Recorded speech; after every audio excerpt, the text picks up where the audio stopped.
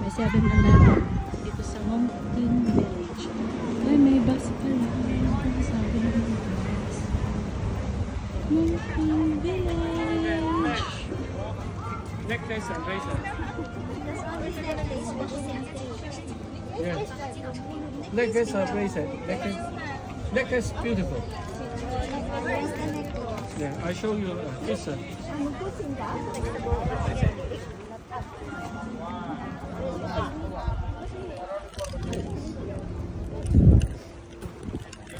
Sa Ngongping Village. Yeah.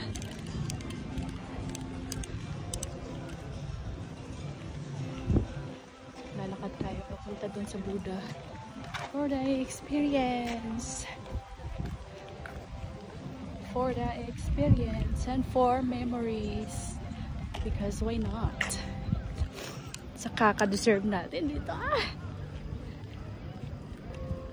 Kakaiba din. Kakaiba din yung experience niya. Yeah. May bus pala. Kaya pala sabi nila kailangan okay na din mag-bus pabalik. Pero gusto ko ma-enjoy yung pagsakay ng cable car. Lalo na siguro pagbalik ko sunset. I'll make sure of that it will be a sunset time going back to the city or to Tongchong station. Alam mo guys, nagkamali kasi ako. Ganito talaga.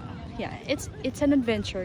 Yeah, parang sinadya ko naman na hindi ako talaga totally prepared sa itinerary ko. So go with the flow lang ako pag nandito na ako sa Hong Kong.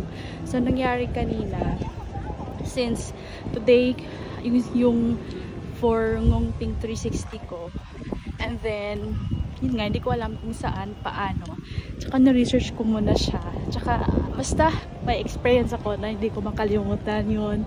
Tapos sumakay ako ng bus papuntang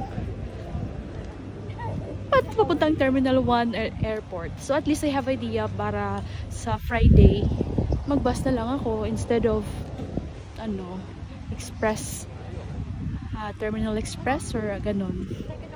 Kasi lang, from Yau Ma Tei to Central, then Central to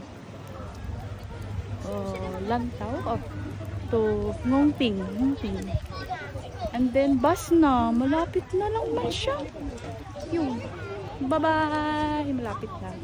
Punta ako ng Buddha. Okay.